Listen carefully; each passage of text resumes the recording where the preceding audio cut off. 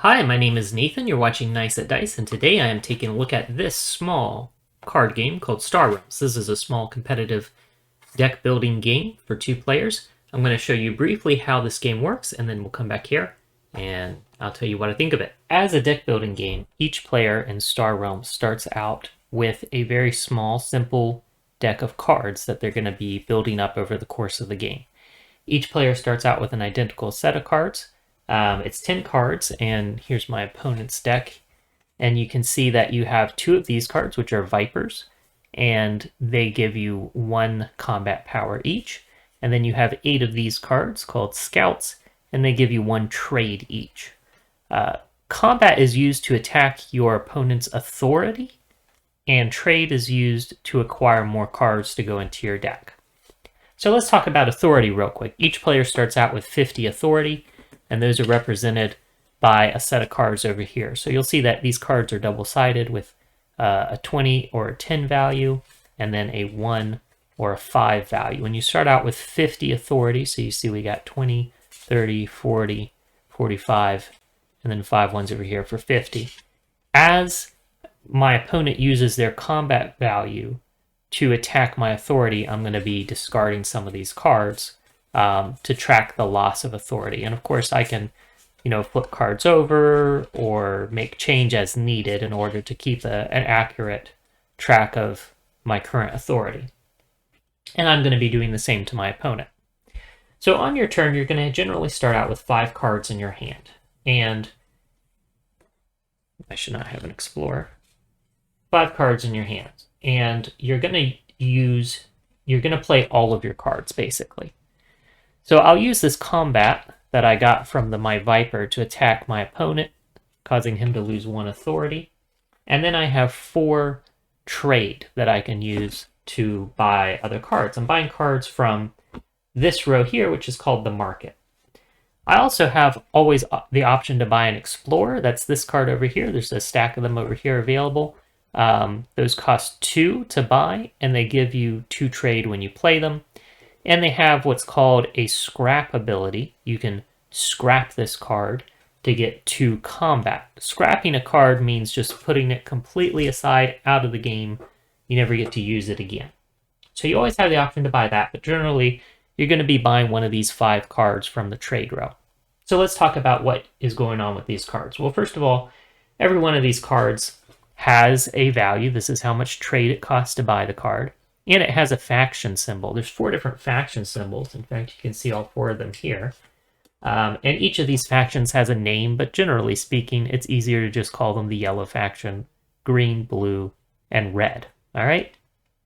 That's important because some of the cards every card will have some ability that it does, right? Like, so this card, for example, gives you 2 combat, and it says target opponent discards a card. So when I play this, I'd target this opponent, and he'd have to discard a card from his hand. Maybe he'd decide he doesn't need this one, so he'd discard that one, right?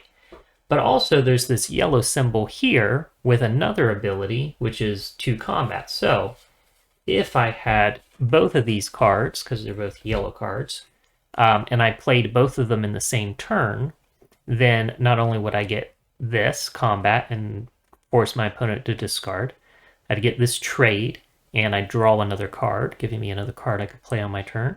But also, because I have another yellow card here, this card would also get to use this ability. So this is called a faction ability.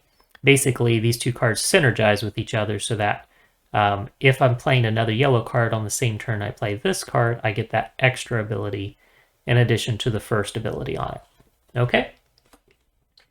Now, some of the other cards do other things, like, for example, this one, you can see it gives you the trade, it gives you combat if you have another blue card, but it also gives you authority. It gives you 4 authority when you play it, so that can allow you to recover authority that you've lost, or it can even take you up above your initial starting authority if you're fortunate enough for that to work out that way. You also have cards like this one. This has a special ability on it that says you may scrap a card in your hand or discard pile. So let's say as the game continues, I'm going to be adding these types of cards to my deck. These cards are all going to be better than the cards I start with, so eventually I'm going to want to maybe get rid of some of these cards that I started with because they're going to start clogging up my hand when I could have better cards, right? So this would let me scrap a card, taking it completely out of the game, and then it won't be clogging up my hand later. You also have this ability, which appears on a lot of the green cards, which says you may scrap a card in the trade row. So when I play this card, I could decide maybe I don't want this card, and maybe I don't want my opponent to get a hold of it, so I'll scrap it, and it'll immediately get replaced. Because anytime you take a card out of the trade row for any reason, it immediately gets replaced with another card. All right. So those are some of the types of cards. When you buy a card, it's going to go to your discard pile.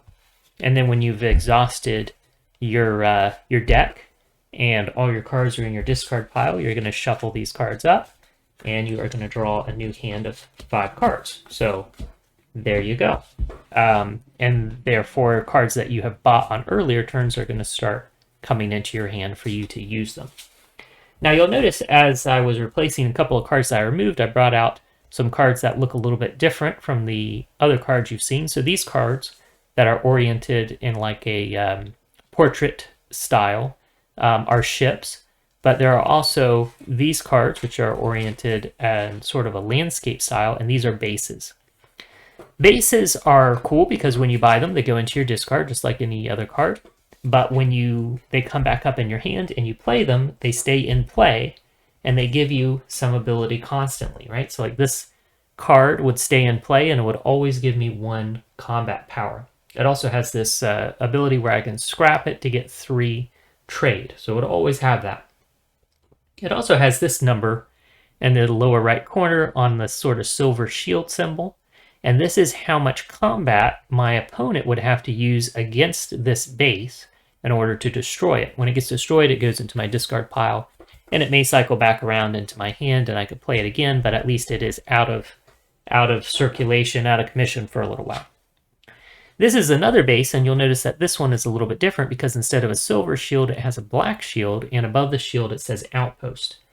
Outposts are special because as long as an outpost is in play, my opponent can't use his combat directly against my authority, and he also can't use his combat against any of my bases that are not outposts.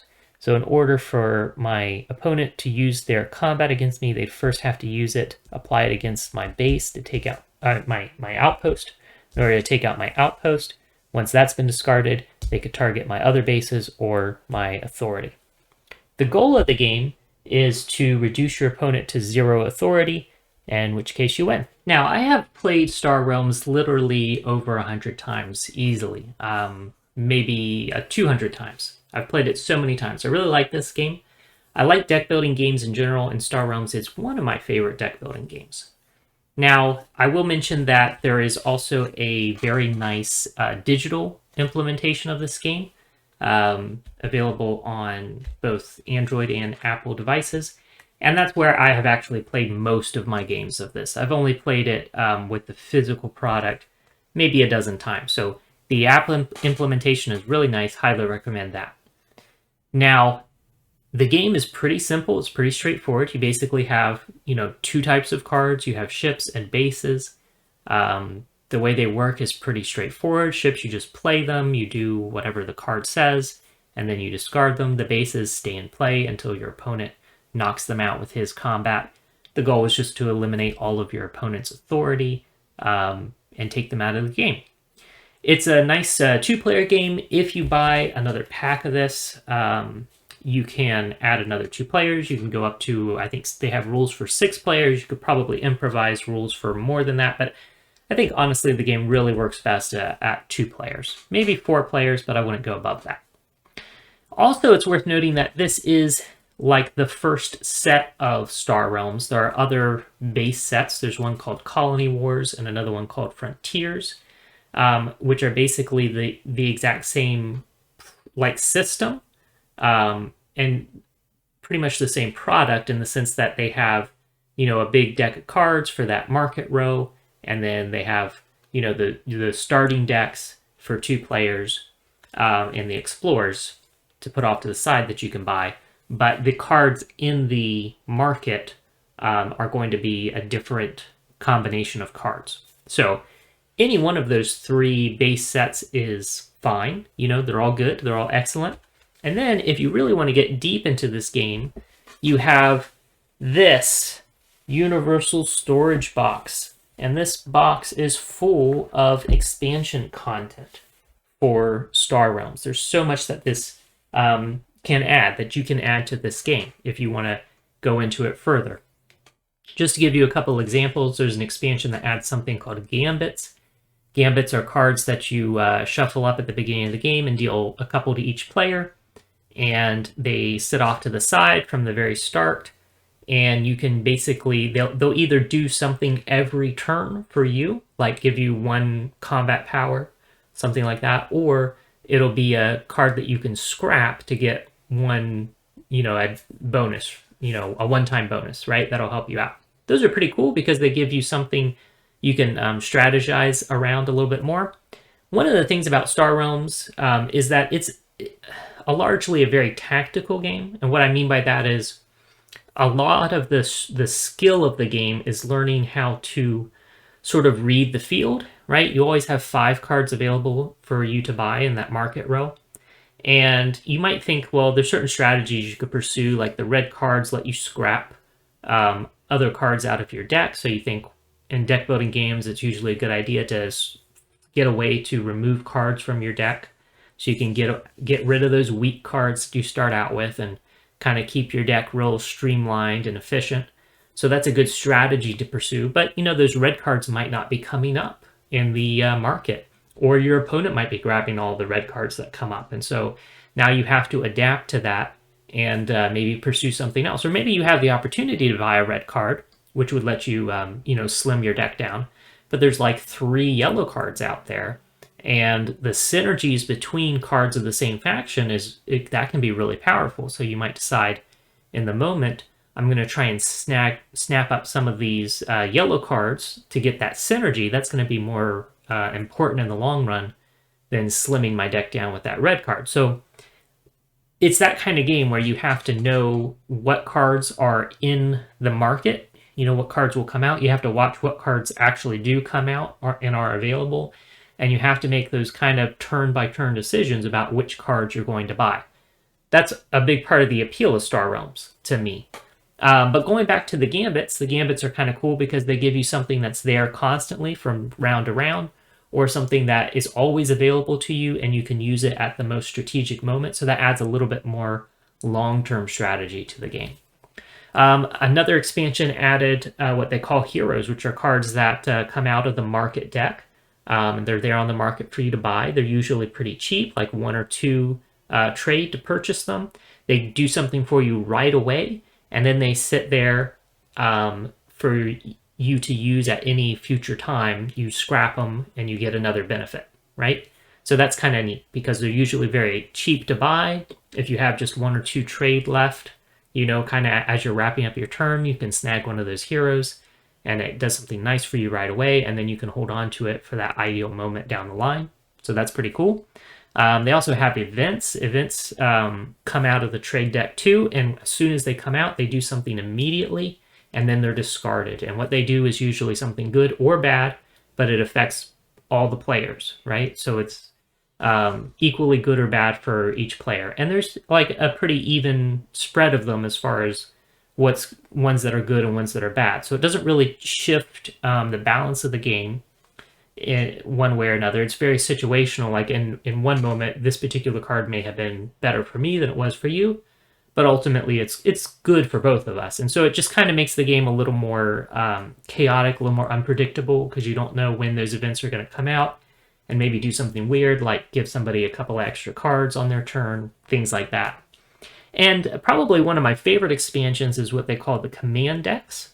Command decks, I think there's 7 of them, and basically what each of them is just a set of a few cards that you use in place of the standard starting deck. And since there's 7 of them, you can give, each player, you can have each player choose one, or you can hand them out randomly. And then for that game, you'll be starting out with a starting deck that is balanced in comparison with the other player's starting deck, but is unique. It'll have some different cards that give you slightly different place to start from than just the standard starting deck. So that's pretty cool too. Now, almost all of the expansions that I have in this giant universal storage box are also available in the app. So I actually recommend, if you want to fully explore this game, get the app and get those expansions, and you can really enjoy those within the app. For myself, I actually really like this product. It's just small little tuck box, very portable. It has everything you need for 2 players to kind of experience the basics of the game and enjoy that. So for me, I have all this, but honestly, I rarely ever break open this box. So I'm actually probably going to pass it on to somebody else to free up some space on my shelves for other games that I love. But I will be hanging on to this because it's a fun game. It's nice. It's portable. I can take this with me. It's easy to break out and play a quick 2-player game with someone as the opportunity presents itself. And if I want to fully explore everything that the expansions have to offer, I can do that in the app. So anyhow, those are my thoughts on Star Realms. If you haven't played it, it's been around for a little while, so odds are you've at least heard of it. But if you haven't given it a shot yet, do check it out. Especially check out the app. I think it's a free to download, free to play. It's just you pay for the expansions, if I remember correctly. So not a big risk of investing in something if it doesn't work out for you. But give it a shot. Odds are if you like deck building, you will like this game. Again, my name is Nathan. You're watching Nice at Dice. Thank you so much for watching, and you enjoy the rest of your day.